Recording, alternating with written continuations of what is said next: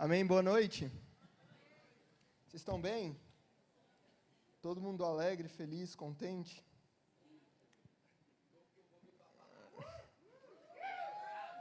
A última vez que eu subi aqui foi uma das minhas melhores apresentações e eu não entendi até agora como que eu perdi o concurso do piadista. Eu perco noites de sono ainda pensando em como é que eu perdi aquilo ali. Mas eu queria convidar vocês a abrir a Bíblia em Mateus 20. Hoje é o quinto e último episódio da série O Discípulo Radical. Quem esteve aqui nos 5 episódios? Legal.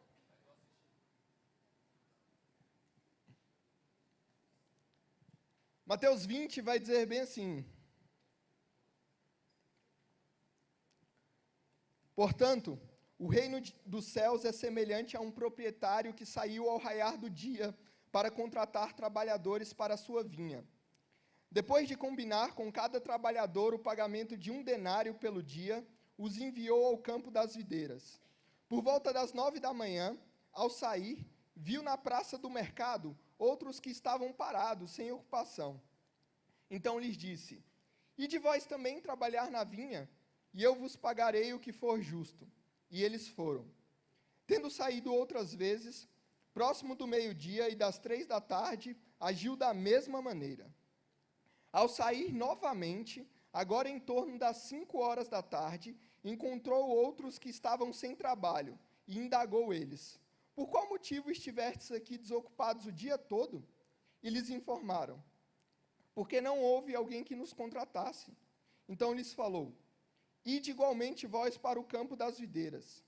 Ao pôr do sol, o senhor da vinha ordenou ao seu administrador: chama os trabalhadores e paga-lhes o salário, começando pelos últimos contratados e terminando nos primeiros. Chegaram os que haviam sido contratados em torno das 5 horas da tarde, e cada um deles recebeu 1 denário. Quando vieram os que haviam sido contratados primeiro, deduziram que receberiam mais. Contudo, também estes receberam 1 denário cada um. No entanto, assim que o receberam, começaram a se queixar do proprietário da vinha, dizendo-lhe: estes últimos homens trabalharam apenas 1 hora. Apesar disso, o Senhor os igualou a nós que suportamos o peso do trabalho e o calor do dia. Mas o dono da vinha, explicando, falou a um deles: amigo, não estou sendo injusto contigo. Não combinamos que te pagaria 1 denário pelo dia trabalhado? Sendo assim, toma o que é teu e vai-te, pois é o meu desejo dar a este último tanto quanto dei a ti. Porventura, não é me permitido fazer o que eu quero com o que é meu? Ou manifestas tua inveja porque eu sou generoso? Portanto, os últimos serão os primeiros, e os primeiros serão os últimos, pois muitos serão chamados, mas poucos escolhidos. Amém?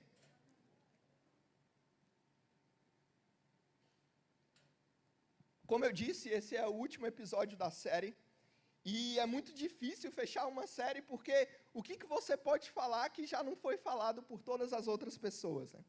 E nós começamos aqui no primeiro episódio com uma mesa com líderes, e cada um ali falando a sua perspectiva do discípulo radical, falando ali o que é discipulado para eles e como se faz discipulado ali entre eles. E no segundo episódio nós tivemos o pastor Vini falando a respeito de nós tomarmos a nossa cruz, negarmos a nós mesmos, de nós andarmos tão perto de Jesus que nós nos tornemos parecidos com Ele.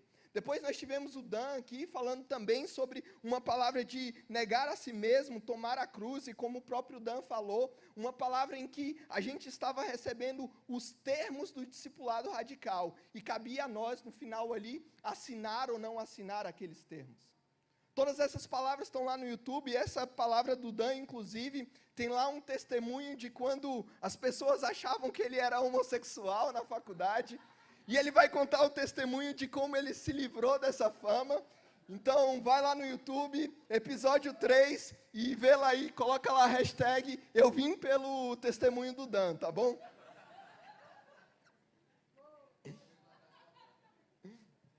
O quarto episódio, o Vitor trouxe uma palavra aqui sobre o que um discípulo radical faz, que um discípulo radical ama radicalmente. E foi incrível tudo aquilo que a gente escutou durante esses 4 episódios, e eu me perguntei o que falar, o que eu vou acrescentar a tudo isso que foi falado. E sabe, nós já falamos a respeito do que um discípulo radical tem que deixar, o que ele precisa fazer e como ele precisa fazer. E hoje eu gostaria de conversar com vocês a respeito de qual é a recompensa de um discípulo radical. O que um discípulo radical recebe por ele ser esse discípulo radical? E sabe, o texto que nós lemos é uma parábola que mexe muito com a nossa mente, que está muito acostumada com aquilo que a gente chama de meritocracia, sabe? Porque a palavra vai dizer que aqueles que trabalharam desde as 6 da manhã até as 6 da tarde receberam o mesmo que aqueles que trabalharam das 5 da tarde até as 6 da tarde. Não parece algo muito justo, né? Eu já comentei algumas vezes sobre essa parábola aqui em algumas pregações, porque é uma parábola que eu gosto muito. Mas se você nunca me ouviu falar sobre ela, basicamente o que eu acredito e que os teólogos falam que mais provavelmente acontece com o significado dessa parábola é que ela tem muito a ver com salvação. Sabe, os trabalhadores das 6 horas muito provavelmente são aquelas pessoas que talvez cresceram em um lar cristão, logo aceitaram Jesus, viveram uma vida íntegra, e ali no seu leito de morte, elas continuam fiéis a Jesus. Quando elas chegam à sua morte, sabe qual é a recompensa que elas recebem? Salvação. Mas nós também temos as pessoas das 9 da manhã, as pessoas do meio-dia, as pessoas das 3 da tarde, as pessoas das 5 da tarde. Quem seriam essas pessoas das 5 horas da tarde, por exemplo? Seriam as pessoas que talvez não tivessem tido uma vida muito íntegra, talvez uma vida sem conhecer Jesus de verdade, e ali em seu leito de morte, houve um convite para eles aceitarem Jesus como seu Senhor e Salvador, e eles disseram sim. Nós temos como um grande exemplo aquele homem que foi pendurado numa cruz ao lado de Jesus, e todos estavam zombando de Jesus, e aquele homem, ao invés de zombar, reconhece quem Jesus era. Sabe o que Jesus fala para aquele homem? Ainda hoje estarás comigo no paraíso. Sabe qual foi a recompensa daquele homem? Salvação. Então a salvação ela é dada desde aquele que trabalhou das 6 às 6, quanto aquele que trabalhou das 5 às 6. E sabe, hoje aquela pessoa que trabalhou das 5 às 6, ela ficaria muito famosa se ela chegasse no Instagram e falasse bem assim, olha, você quer saber como receber a recompensa de um dia de trabalho, trabalhando apenas 1 hora por dia? Arrasta para cima. Porque é isso que essa parábola nos conta. E a primeira vez que eu tive um contato mais profundo com essa parábola foi ali na época do JC Livres ainda, em 2018, eu lembro que a gente se reunia todas as manhãs ali na Asa Sul, às 7 horas da manhã, para fazer um devocional, e um desses devocionais coube a mim trazer a palavra, sabe? E estudando essa parábola, eu comecei a me fazer umas perguntas que eu fiquei até com medo de perguntar para Deus, na verdade. Sabe aquelas perguntas que você sabe que por si só elas já são pecaminosas? Era mais ou menos esse tipo de pergunta que eu fazia. Então, basicamente, a minha cabeça era a seguinte: se a pessoa que trabalhou de 6 às 6 recebe a mesma recompensa de quem trabalha de 5 às 6, e que a nossa grande luta é uma luta entre carne e espírito, e o bem que eu quero fazer eu não faço, mas o mal que eu quero fazer, esse sim eu faço, se existe sempre essa guerra, agora eu já sei exatamente o que eu vou fazer.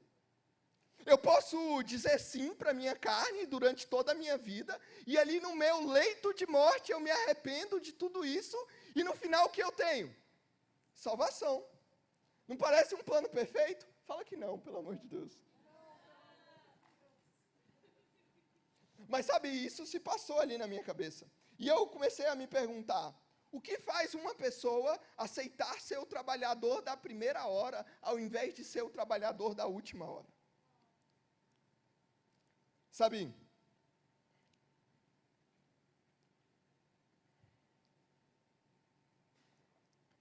talvez me escutando falar tudo isso, 2 sentimentos aflorem dentro de você. O primeiro sentimento talvez seja você falando assim, cara, como eu nunca pensei nisso? E o segundo talvez seja, cara, como você foi capaz de pensar numa coisa dessa? Porque conforme eu falei, parece ser uma pergunta bem pecaminosa, sabe? Mas eu estou sendo bem sincero com vocês. Mas a impressão que o texto nos dá ali é de que esse senhor da vinha, ele sempre faz um movimento de ida e volta. Ele sai, passa ali na praça, junta os trabalhadores, volta para a vinha. Então, às 9 horas, ele vai ali perto do mercado, traz outros trabalhadores. Ele é sempre um movimento de ida e volta. E vocês vão entender o porquê que eu estou falando isso. Mas agora eu quero meio que desviar o foco totalmente e a gente se encaminhar ali para o ato da crucificação de Jesus. Ou melhor, para o ato um dia antes da crucificação de Jesus. Jesus, ele, ali no Getsemane, um dia antes de ser crucificado, ele angustiado, clamava pelo Senhor para que, se possível, passasse dele aquele cálice, mas que fosse feita a vontade de Deus e não a vontade dele naquele momento. E talvez a gente ache que Jesus estava nessa angústia total. Por quê? Porque a gente sabe o que aconteceu no dia seguinte. Sabe, foi colocada uma coroa de espinhos na cabeça de Jesus, as mãos dele, os pés dele foram perfurados, ele em meio à sede recebeu vinagre para beber, e no final de tudo ele ainda foi perfurado pelo lado por uma lança. Muita dor física, não? Isso deveria angustiar qualquer pessoa. Mas será que era por isso que Jesus estava angustiado? Sabe, eu tenho certeza que não. E sabe por quê? Porque se nós caminharmos um pouquinho na história, pouco tempo depois de Jesus ser crucificado, outros discípulos dele foram crucificados também. A gente tem a história de, por exemplo, Pedro, que foi condenado à crucificação pelo Império Romano, e diante daquela promessa de crucificação, ao invés de Pedro temer, ao invés de Pedro ficar com medo de sofrer tudo aquilo que seu mestre sofreu, sabe o que Pedro fala? Pedro fala bem assim, olha, eu não sou digno de ser crucificado que nem o meu mestre, então me crucifiquem de cabeça para baixo. Será que Pedro sofreu menos dor do que Jesus sofreria? E se Pedro não sofreu antes por ser crucificado, por que Jesus estaria, por exemplo, com medo de uma dor física ali? Sabe, eu tenho convicção que Jesus ele não estava naquele momento de sofrimento no Getsemane por medo da dor física que ele sofreria no dia seguinte. A parábola que nós lemos, conforme eu disse, ela fala sobre salvação. E todas as vezes que a gente fala sobre salvação, automaticamente a gente precisa falar sobre céu e inferno.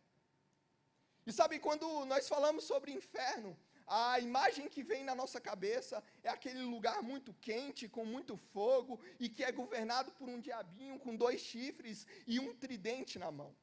Essa é a imagem que vem na nossa cabeça. Sabe? Mas eu escutei uma definição de inferno recentemente, que eu acho que define muito melhor do que essa simples imagem. Uma pessoa falou o seguinte, vocês sabem o que é o inferno? O inferno é uma realidade eterna sem Deus. O inferno é uma realidade eterna sem Deus. E sabe por que eu estou falando isso? Porque o sofrimento ali de Jesus, ele tinha tudo a ver com o que ele passaria no dia seguinte. E sabe o que Jesus experimentou na cruz, que ele nunca tinha experimentado desde a eternidade? Uma realidade sem Deus. Por um momento ele experimentou o inferno, ele experimentou uma realidade sem Deus. Tanto é que o grito de clamor de Jesus ali na cruz, no auge do seu sofrimento, não é que dor, não é, nossa, como está doendo, é Deus meu, por que me abandonaste? Deus meu, por que me abandonaste? Sabe, o sofrimento de Jesus não era a respeito do que ele sofreria fisicamente, mas pela primeira vez desde a eternidade, ele não estaria em comunhão com o Pai e com o Espírito Santo. E aí você me pergunta, tá bom, Wallace, mas qual é a relação disso tudo com a parábola da vinha? Qual é a relação de tudo isso com aquilo que você começou a falar? Qual é a relação de tudo isso com um discipulado radical? É porque uma das coisas que nós não percebemos na parábola da vinha, e que eu citei, que o Senhor sempre ia e voltava, é o fato do seguinte, sabe, a única coisa que o trabalhador das 6 horas da manhã experimentou, que o trabalhador das 5 horas da tarde ele não experimentou? A presença do seu Senhor naquela vinha. A única coisa que o trabalhador das 6 horas da manhã experimentou, que o trabalhador das 17 horas não experimentou, foi a presença do seu Senhor durante 12 horas naquela vinha. Então, sabe, naquele questionamento em que eu me fazia, cara, por que escolher ser o trabalhador da primeira hora, ao invés de ser o trabalhador da última hora? É porque não vale a pena a gente gastar a nossa vida inteira longe do nosso Senhor, sabe? Não vale a pena a gente lá gastar a nossa vida inteira onde o nosso Senhor não está. O nosso Senhor é o dono da vinha, Ele está lá. Vamos trabalhar na vinha, cara. Salvação é uma grande recompensa, é óbvio que é uma grande recompensa. É uma recompensa eterna. Mas sabe, aqueles que são salvos na última hora, eles vão experimentar uma vida eterna incrível. Mas eles deixaram de experimentar uma vida aqui na terra, ao lado do seu Senhor. E sabe qual é a grande recompensa que um discípulo radical pode ter? É que ele tem a companhia do seu Senhor cada dia da vida dele. Amém? Entendendo que o nosso Senhor está conosco durante todo momento. Entendendo que nós abrimos mão de várias coisas, entendendo que nós fazemos o que o Senhor nos manda e que agora nós somos discípulos radicais, estamos com Ele, o que essa presença dEle na nossa vida nos garante? Sabe, hoje a gente está cansado em falar isso de púlpito, que o Evangelho ele tem sido misturado com vários ismos. Eu nem vou gastar o meu tempo aqui citando os diversos ismos que se misturam ao Evangelho, mas é importante nós sabermos de uma coisa, que o Evangelho ele é autossuficiente, ele não precisa que nada seja acrescentado a ele. E por vezes a gente quer fazer promessas para as pessoas que derivam dos ismos e não derivam do Evangelho. Então, se nós vamos caminhar com esse Senhor, se nós vamos escolher ser esses trabalhadores desta hora, sabe, o que essa presença nos garante? E o que ela não nos garante também? E para isso, nós precisamos ir aos evangelhos, nós precisamos ir aos primeiros discípulos, à história da igreja. E primeiro eu queria convidar você a ir em Mateus 8. Ali em Mateus 8 conta uma história dos discípulos com Jesus em um barco e uma tempestade chega àquele barco. E diante daquela tempestade, os discípulos acordam Jesus e diz: Mestre, não te importas que morramos? Não te importas, mestre, que nós sejamos deixados nessa situação aqui de caos? E você conhece a história. Jesus vai levantar, vai acalmar a tempestade e vai chamar aqueles homens de pequena fé. Mas o meu foco não é nisso. O meu foco é, a presença de Jesus com os discípulos impediu com que a tempestade acontecesse naquele momento? E por que por vezes na nossa vida, ou no nosso modo de evangelismo, ou na nossa forma de apresentar Jesus para outras pessoas, em meio a uma tempestade que elas estão vivendo, nós chegamos diante dela e fala bem assim: olha, sabe por que você está passando por essa tempestade? Porque você está vivendo uma vida sem Deus. Se você estivesse vivendo uma vida com Deus de verdade, aí não teria tempestade. Vem para Jesus que as tempestades vão cessar da sua vida. Essa é uma promessa verdadeira? O Evangelho não nos garante que nós não teremos tempestades. Mas ter Jesus na nossa tempestade é muito melhor, não é? Nós podemos ir de novo para Mateus 20, na sequência da parábola. Tem um texto onde a mãe de Tiago e João chega para Jesus e fala bem assim: Jesus, eu estou vendo aí tudo que você está fazendo, você é um cara genial, mas se você me permitir, deixa eu te dar só uma ideia aqui de uma coisa legal que você pode fazer. O que você acha que quando você estiver assentado no seu trono lá, você coloca um filho meu do seu lado direito, um filho meu do seu lado esquerdo? Meus filhos são mó gente boa, pô. Vai ser um governo legal. E aí a Bíblia vai revelar que quando os outros discípulos descobrem que houve aquela conversa, eles ficam irados. Eles ficam irados porque a mãe de Tiago e João fez a coisa errada? Não, eles ficam irados porque na cabeça deles, eles também queriam sentar à direita e à esquerda de Jesus. Vocês já perceberam que a gente, por vezes, apresenta o Evangelho como um trampolim para a vida das pessoas? E fala bem assim, ó, nada está dando certo na sua vida, sabe por quê?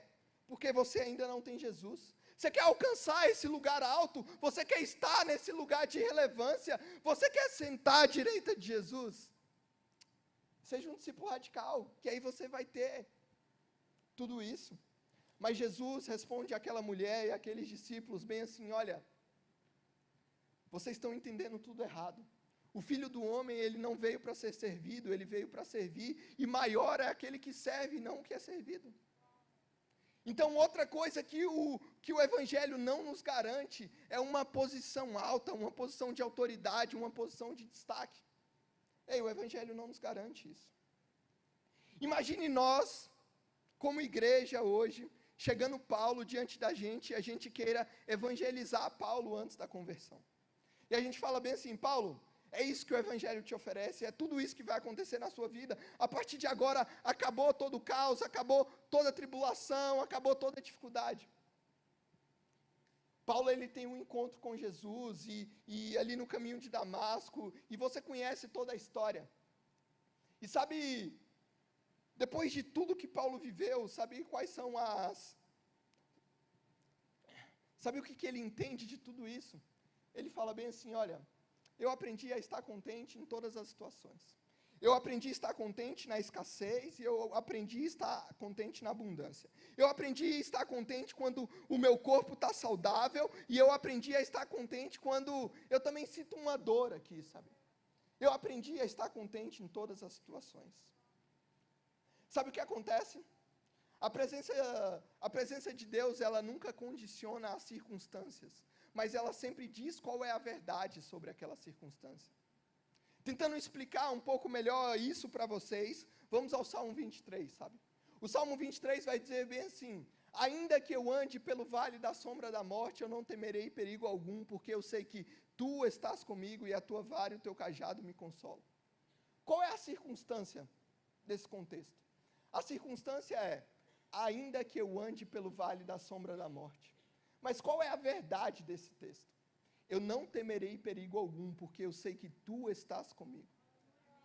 Sabe, o Evangelho em nenhum momento ele vai nos garantir circunstâncias. A presença de Deus na nossa vida não nos vai garantir que o céu vai estar sempre limpo, que a nossa estrada sempre vai ser tranquila, cercada de flores, lírios. Não, a gente pode passar pelo vale da sombra da morte. Mas sabe qual é a verdade disso tudo? Nós não precisamos temer perigo algum, porque o Senhor vai estar conosco. Amém?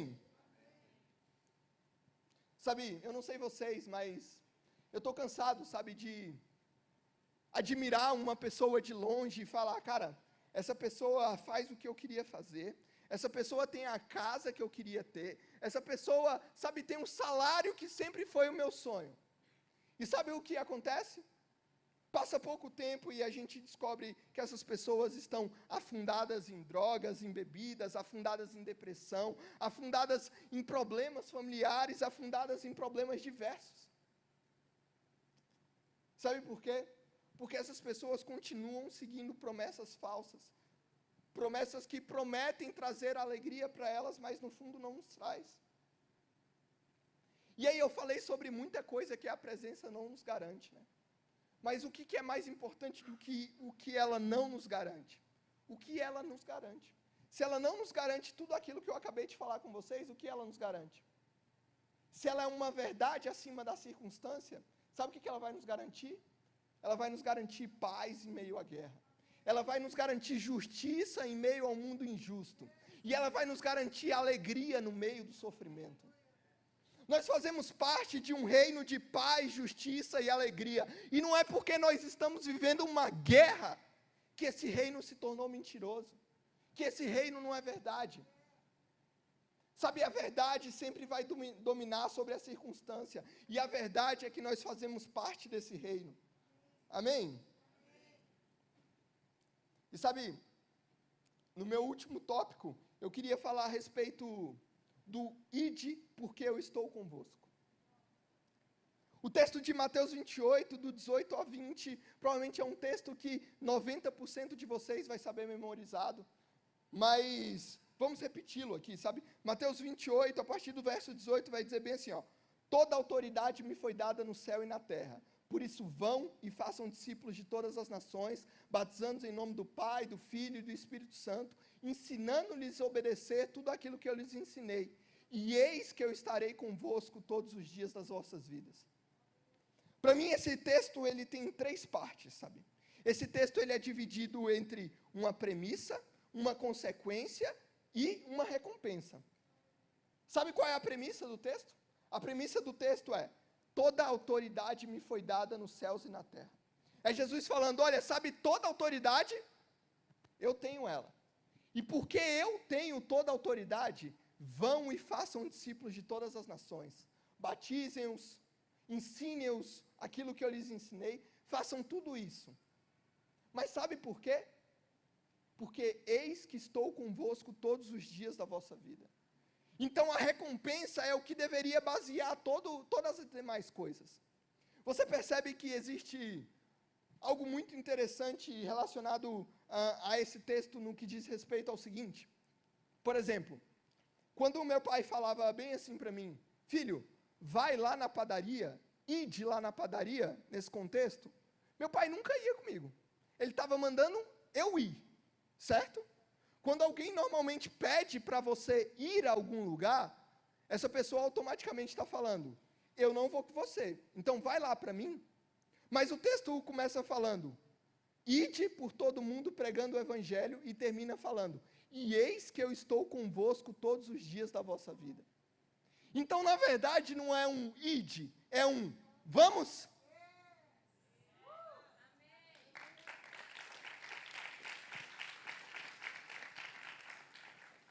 E sabe, ao invés de nos preocuparmos com essa recompensa de que Jesus promete estar sempre conosco, que o Espírito Santo está sempre conosco, por vezes nós nos preocupamos em fazer. Então, qual é minha grande preocupação? Minha grande preocupação é, Jesus ordenou fazer discípulos, batizá-los, ensiná-los. Então, o que eu preciso fazer na minha vida? Eu preciso fazer discípulos, ensiná-los, batizá-los. Eu preciso curar enfermos, eu preciso expulsar demônios, eu preciso fazer tudo isso, sabe? E eu queria convidar vocês para ir em outro texto, lá em Lucas 10, vai falar sobre o episódio de Jesus enviando 70 discípulos. E quando Jesus envia aqueles 70 discípulos ali, em Lucas 10, quando os discípulos voltam, os discípulos chegam para Jesus falando bem assim, Jesus, você falou que a gente ia ter autoridade sobre os espíritos. E sabe o que aconteceu? A gente tinha autoridade sobre os espíritos mesmo, a gente falava com eles e eles obedeciam a gente. Cara, foi demais aquilo. E aí Jesus dá um banho de água fria neles falando bem assim, olha, muito legal que vocês deram ordem nos espíritos, mas deixa eu falar um negócio para vocês. A alegria de vocês não deve estar no fato de que os discípulos, de que os espíritos lhe obedecem. A alegria de vocês precisa estar no fato de que o nome de vocês está escrito no livro da vida. Vocês percebem que, por vezes, a nossa alegria não é que o Senhor está conosco, a nossa alegria é, cara, hoje lá no culto eu profetizei para uma pessoa e aquela pessoa falou que a palavra fez sentido. Ou eu orei por tal pessoa e tal pessoa foi curado. Tudo isso é maravilhoso e tudo isso faz parte do Evangelho. Isso é aquilo que o Evangelho chama de sinais. Mas a Bíblia também vai falar que os sinais seguirão aqueles que creem. A Bíblia não fala que aqueles que creem vão seguir os sinais.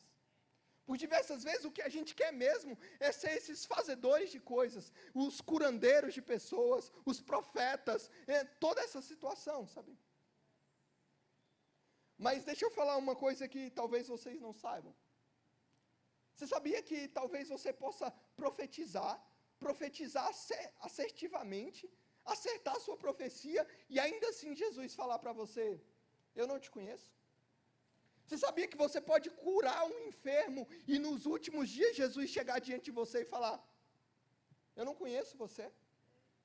E talvez você se pergunte, tá, Wallace, mas da onde você está tirando isso, cara? Por que você está falando isso? Isso está na Bíblia? Está na Bíblia. Mateus 7, o último capítulo do Sermão do Monte. Sabe, Jesus ele vai falar que muitos naquele dia chegarão até ele e falam, Senhor, Senhor, nós não profetizamos em Teu nome não realizamos sinais, milagres, prodígios, em Teu nome não profetizamos. E sabe o que Jesus vai responder àquelas pessoas? eu não os conheço. Afastem-se de mim todos vocês que praticam o mal. Jesus fala que eles não profetizaram. Jesus fala que eles não curaram enfermos. Jesus fala que eles não expulsaram demônios. Jesus simplesmente fala, eu não os conheço. E sabe, eu não sei você, eu amo toda essa parte de sinais. Mas se eu tenho um temor do meu coração, é que no último dia eu não seja desconhecido por Jesus. Eu não quero ser alguém que sabe o que Jesus faz, mas que Jesus não me conhece, cara. Eu não quero ser alguém que simplesmente, no final de tudo, recebe um salário. Eu preciso da presença do Senhor comigo. Amém? Sabe, que nós sejamos como Moisés na entrada da terra prometida. Sabe, Moisés tinha uma promessa ali. A promessa de Deus para Moisés era bem assim, Moisés, é o seguinte, você quer a derrota dos seus inimigos? Seus inimigos vão ser derrotados. Você quer entrar na terra prometida? Você vai entrar na terra prometida. Você quer uma terra próspera, uma terra que emana leite e mel? Você vai ter a terra que emana leite e mel. Mas sabe o que Moisés fala para Deus? Fala bem assim, Senhor, não nos faça sair deste lugar se a tua presença não for conosco. Ter a terra prometida é legal demais, mas ela sem você não é nada. O que adianta os meus inimigos estarem derrotados, estarem mortos na minha frente, se o Senhor não está comigo? Sabe, tudo se conectou muito bem, o que aconteceu aqui hoje, e a Raquel no profético, ela falou sobre isso também. Mas sabe, nós já aprendemos tudo sobre o discípulo radical, o que ele faz, o que ele não faz, o que ele deixa de fazer, como ele age. Mas sabe, no final das contas, o que realmente vai decidir se nós somos ou não somos discípulos radicais é: será que nós temos esse temor pela presença mesmo? Será que nós estamos dispostos a abandonar tudo isso porque nós não queremos perder Ele? Hoje é o dia que você pode até ter lido os termos, você pode até já ter assinado, já ter feito tudo isso. Mas hoje é o dia de você decidir o seguinte: eu serei um discípulo radical até o fim da minha vida, porque é nisso que o meu Senhor está, é nisso que eu vou fazer, amém? Sabe, a primeira declaração do Catecismo de Westminster vai dizer bem assim, que isso? Qual é o fim do homem? Vai ter uma pergunta. Qual é o fim do homem? Para que o homem foi criado? Para que o homem existe? Por vezes nós achamos que nós fomos criados para fazer alguma coisa. Certamente eu fui criado para ser um jogador de futebol. Certamente eu fui criado para ser um engenheiro, para ser um médico. Eu fui criado para ser um pastor e cuidar de ovelhas. Eu fui criado para ser um mestre e ensinar. Eu fui criado para ser um apóstolo. Eu fui criado para ser um evangelista, para ser um profeta. As pessoas acham que foram criadas para fazer alguma coisa. Mas eu tenho uma notícia para você hoje aqui. Nós não fomos criados para sermos nenhuma dessas coisas. O catecismo, ao responder essa primeira pergunta, ele vai dizer que o fim principal do homem é glorificar a Deus e ter prazer eternamente nele. Você sabe por que nós fomos criados? Nós fomos criados para dar glória a Deus e nele ter um prazer eterno. Será que nós ansiamos por esse prazer eterno nele? Sabe, tendo a consciência de qual é a nossa recompensa, não fica tão difícil assim carregar a cruz, sabe? Não fica tão difícil abrir mão da nossa carne. Não fica tão difícil seguir aquilo que Jesus ordena. Por quê? Porque como recompensa eu vou ter o meu Senhor, cara. E o meu Senhor é tudo que eu preciso. E eu queria terminar com vocês, já convidando vocês a ficarem de pé.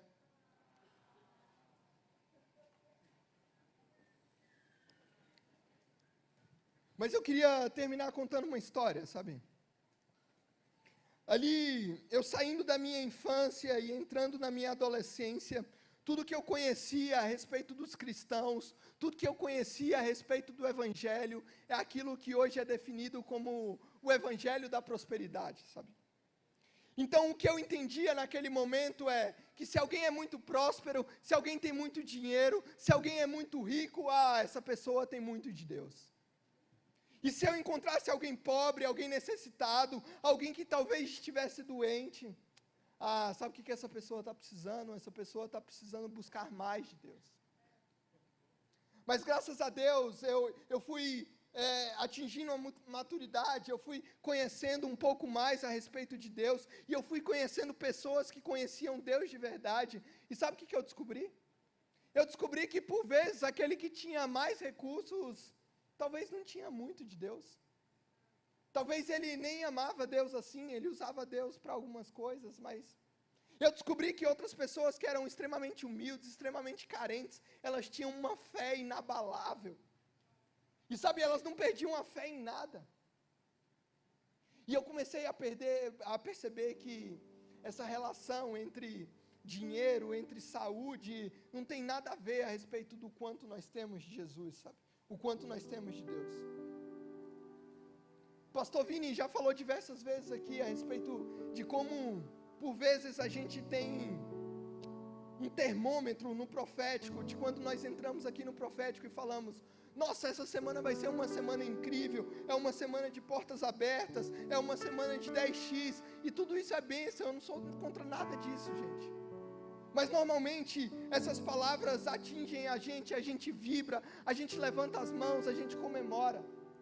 Mas ao mesmo tempo, quando essa palavra é direcionada para essa semana é uma semana de mais de Deus, essa semana é uma semana de mais do Espírito, as pessoas falam amém, amém, levantam a mão. Mas eu não sei o que você acreditou na sua vida até hoje. Eu não sei o que realmente você tem buscado e qual é o seu grande significado de sucesso, sabe? Mas hoje nós estamos aqui falando sobre a grande recompensa que um discípulo radical recebe. E sabe, a melhor coisa que eu posso te oferecer aqui não é que vão haver portas abertas durante a semana, amém, eu oro para que sim. Não é que você vai receber um aumento essa semana, eu oro que sim também, mas, de novo, o Evangelho não vai nos garantir isso. Eu não posso fazer uma promessa aqui que o Evangelho não nos faz. Mas tem uma promessa que eu posso fazer para vocês. E eu queria convidar vocês a fecharem os olhos. E eu não sei quantas horas são na sua vida nesse momento. Eu não sei se você está vivendo a hora primeira, a hora terceira, a hora sexta, a hora nona, a hora 11ª. Eu não sei se são 6 horas da manhã, 9 horas, meio-dia, 3 horas, 5 horas da tarde. Para mim pouco importa que horas são na sua vida. Mas a promessa que eu tenho para você aqui hoje é que o Senhor saiu a passear e Ele chegou neste lugar. E Ele está precisando de trabalhadores para a vinha dEle. E a pergunta é: você quer fazer parte disso? Você quer vir trabalhar nesse lugar? Você quer ter acesso a isso que ninguém mais tem? E a resposta é com você.